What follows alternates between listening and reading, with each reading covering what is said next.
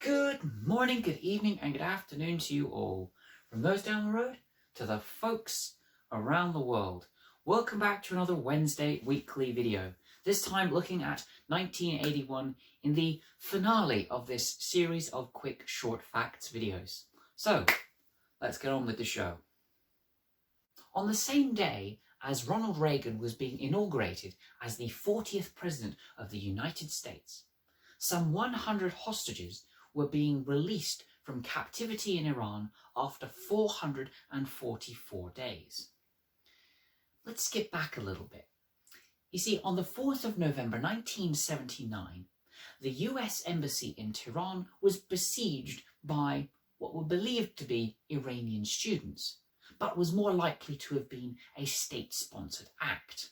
Now, this hostage crisis, as well as subsequent anti-American demonstrations in Iran, were the cause of the Shah of Iran, the previous leader of the Iranian state, being treated for cancer in the United States, having fled to the US earlier in 1979 following the Islamic Revolution that put the Ayatollahs in power. What came about in the subsequent 1980 US presidential election was the turn of phrase, "When Khomeini speaks, Carter trembles," Khomeini being the Iranian leader, the Ayatollah leader. You see, Jimmy Carter was powerless to act against Iran. The Ayatollah leadership had told the US administration that any attempts to rescue these hostages would mean that these same hostages would meet death. So Jimmy Carter was really quite powerless to do anything. And what was made it even worse was that just 30 minutes after the ceremony, the inauguration of Ronald Reagan on the 20th of January 1981, these Iranian hostages left Iranian airspace and were released from their 444-day capture. Skipping ahead to the 30th of March 1981, Ronald Reagan is leaving a Washington hotel with Secret Service and Washington Police Department officers surrounding him. A man by the name of John Hinckley Jr. took a revolver and decided to take shots at the US president, injuring the president himself and a number of Secret Service and police officers. Hinckley was taken down very quickly, and in a trial a few months later, he was found not guilty because of his insanity, because of his mentally unstable state, and has been in a psychiatric hospital ever since. John Hinckley had an obsession with the actress Jodie Foster and believed that his act of assassinating the US president was an act of love. Now, immediately after this assassination attempt, the US public went into a bit of panic and flurry, believing that Ronald Reagan was on death's door. But it turns out that the US president only had minor injuries for being shot anyway, because within a few short days of getting to the hospital and having the surgery, he recovered incredibly quickly, sitting up in his bed and signing documents and other legislative documents on his hospital desk. Another assassination attempt was against the Queen of England during the famous Trooping of the Colour ceremony in late June 1981, a famous ceremony that happens every year here in the UK. A man by the name of Marcus Sargent took a gun and loaded it with blanks, shooting them at the Queen. Now, Marcus Sargent was taken down extremely quickly, charged under the Treason Act of 1842, and jailed for 5 years for his act.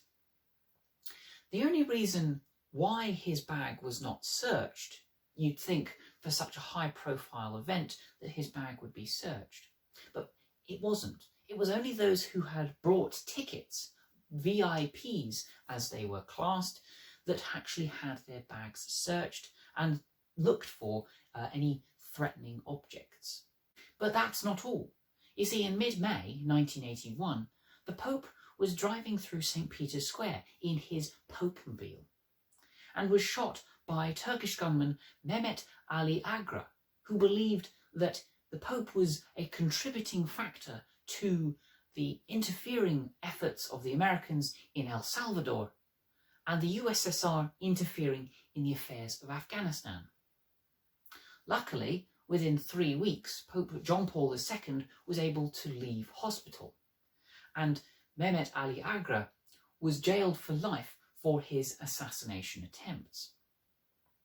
The Pope was an advocate of social justice, saying that trade unions were indispensable in the struggle for this social justice. On the 6th of October 1981, the President of Egypt, Anwar Sadat, was killed by unknown assassins. Just a day later, his Vice President Hosni Mubarak became acting president, sworn in properly as the full president just a month later on the 21st of November. These assassins that killed Anwar Sadat were found, or suspected to have been found, and put on trial by November the 10th, 1981, beginning a long and lengthy process. On the 8th of December 1980, the musician John Lennon was murdered in New York by Mark David Chapman. Now, despite Chapman pleading insanity in January 1981, he was charged and jailed by the August of 1981 for up to 20 years imprisonment, 20 years to life, and he was going to receive mental health treatment as well. Another big star of reggae music, Bob Marley, would sadly die at the age of 36 in Miami to cancer. Now, the famous 1950s rock star Bill Haley of Bill Haley and the Comets died at the age of 53 on the 9th of February 1981. On the 14th of January 1981, the Nationality Bill was published, which would see the change of citizenship in the country, changing it from one bog standard system to a category of 3 separate systems. Citizenships for British citizens, dependent territories, and overseas territories. A new political party began to emerge in early 1981 here in the UK. What started as a gang of four ex-Labour members who had broken off from their party, believing it to be too extremist and not fighting for social justice. This gang of 4, as they became known, had many sympathisers within MPs and as well as voting members. By March 26, 1981, this gang of 4 became the Social Democratic Party. And by the June of 1981, this Democratic Party had allied themselves with the old Liberal Party that had seen a massive decline over the course of the 20th century. They allied themselves together in order to fight local elections within the year 1981. Not a general election that forms a new government, but these are sort of more council elections. By the middle of the 1980s, these 2 political parties and these 2 allies became an amalgamative political party, the Liberal Democrats. In early 1981, the UK government announced plans to sell half of the nationalised company British Aerospace that had obviously been owned by the government. Now, this was the first in a number of privatisation steps of many of the UK's facilities and amenities, such as gas, electricity, water, British Rail, transport, in order to bring more revenue into the government coffers, but also to encourage more expansion and more profiting. Now, there are well-known mining strikes here in the UK, and the beginnings of that began in 1981, when the Coal Board planned to close up to 50 of its mining pits, which employed up to 30,000 individuals. A week after this was announced, some 26,000 South Welsh miners went on an unofficial strike in protest against this plan. And just a day after that strike, the UK government had to do a U-turn and promise state funding in order to keep this industry going and not close them down. The UK government also announced plans to cut uni grant funding, which threatened to derail some 12,000 students from planning to go to university in the academic year of September 1981. By the end of 1981, a number of redevelopment and rejuvenation schemes were announced by the UK government, and notably Michael Heseltine. It was to combat the second worst slump in the London stock market history, to combat the 2.5 million people that were unemployed in the UK, and also to solve the issues that were being produced during the Brixton riots of April 1981 and later in August of 1981, that soon spread out to many other inner cities in the UK.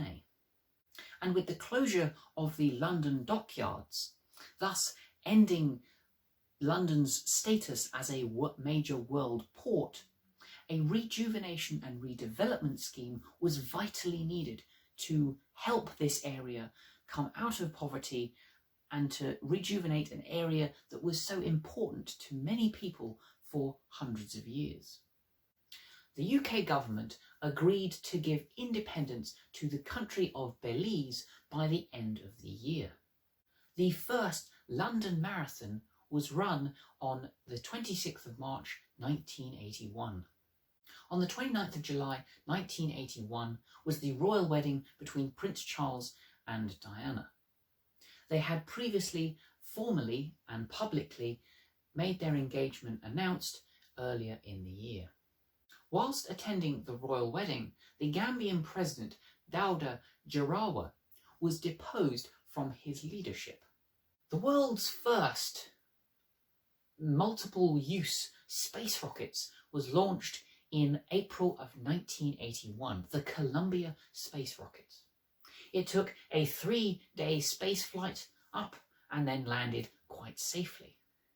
It was used again in November 1981, but after a fuel cell failure, it had to land after just 2 days. But it still held this pinnacle title as the first space rocket to be used multiple times for multiple missions. Relations between the United States and the Soviet Union became strained by mid-1981.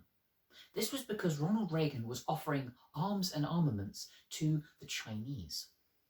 The world saw one of the biggest no to nukes demonstrations in over 20 years, as the threat of nuclear warfare grew ever closer as the Americans and the USSR built up their stockpiles. The wife and widow of Chairman Mao, Chiang Ching, was given a suspended death sentence in early 1981 for her participation in the events of the Cultural Revolution of the late 1960s, which saw many millions of Chinese individuals losing their lives. 152 cases over the course of 1981 were coming to the hospitals in Los Angeles and San Francisco. A new form of lung infection, skin cancer, which completely destroys a person's immune system. Now, with the foresight, or hindsight, however you want to call it, we can understand that this is the beginnings of what would be called the AIDS crisis of the 1980s. But back then, it is a very worrying and a very threatening disease that was emerging out of America and which would take over the world. A new French president was elected in June 1981. François Mitterrand was of a socialist background, which then ended a 23-year history of right-wing politics in French government. Mitterrand's Socialist Party won the National Assembly, which is the equivalent of the UK's Houses of Parliament, and one of the first things that Mitterrand did was to ban the use of the guillotine, a French execution device that was used ever since the French Revolution. On July the 7th, 1981, Sandra O'Connor became the first female Supreme Court judge nomination. In mid-1981, UK petrol stations decided to sell petrol by the litre instead of by the gallon. The Italian government voted 2-1 in favour of more liberal abortion laws. But just a week later, they were struck with controversy. It was believed that some ministers had links between the illegal masonry group P2, which forced the entire Italian government to resign from office. In the Spanish state, a coup was staged and deployed by the Guardia Civil, taking 350 members of parliament hostage. Now, this coup only lasted a single day, as the 19 officers, as well as their leader, General Milano del Bosch, were arrested. Thousands poured onto the Spanish streets in protest against this coup and in support of democracy. The Solidarity movement in Poland was one of the biggest and noticeable cracks to date of the communist and Eastern Bloc grip. After just 5 months in office, Józef Piłsudski was ousted as the Polish leader for failing to deal with this solidarity movement. He was replaced by the more moderate, by Soviet terms, a more moderate leader called General Jaruzelski. But this didn't make things any better. You see, over the course of the year, a number of general strikes were called by the Solidarity movement that paralysed Polish industry. Moscow slammed the Solidarity movement as anti-communist, even manoeuvring some military personnel and vehicles to the Polish border just in case they were needed. The Solidarity movement held its first national congress. It was already starting to try and build its own government and its own administration. Despite Jaruzelski proposing a National Alliance Council of Government, Church and the Solidarity movement in early November 1981, just a month later, Poland faced going under martial law, as a 2-week underground strike occurred with 900 miners. 7 were killed as troops opened fire on protesters. 1,400 protesters were arrested, and even Poland's ambassador to the United States was granted political asylum. Things in Poland were starting to look very worrying. And that concludes the quick short facts video for the year 1981. And it concludes the entire series, in fact. What started as a snapshot of the year 1921, 100 years ago today, is now developed into a fully fledged series over the past 6 or 7 weeks, going from that 100-year-ago period right up until that 40 years ago in the year 1981, which I've obviously talked about today. If you have enjoyed this series, or if you've enjoyed this specific video, then please do click the little thumbs up button below and maybe even consider subscribing. If there's something I have missed or I might have gotten slightly wrong, then please drop a comment down below, because I would appreciate more information on this subject, and I'm sure other viewers would too. And if you have somehow managed to miss this entire series, then I will link the entire thing at the end of this video. And if you want to see more content about talking about historical events, not necessarily this 10-year quick short fact stuff, then do go over to my channel and you can find more stuff there. Well, without further ado, I'm going to leave this video here, I'm going to leave this series here, and I will see you next week with another video. Who knows what that's going to be about, because I don't know. See you later.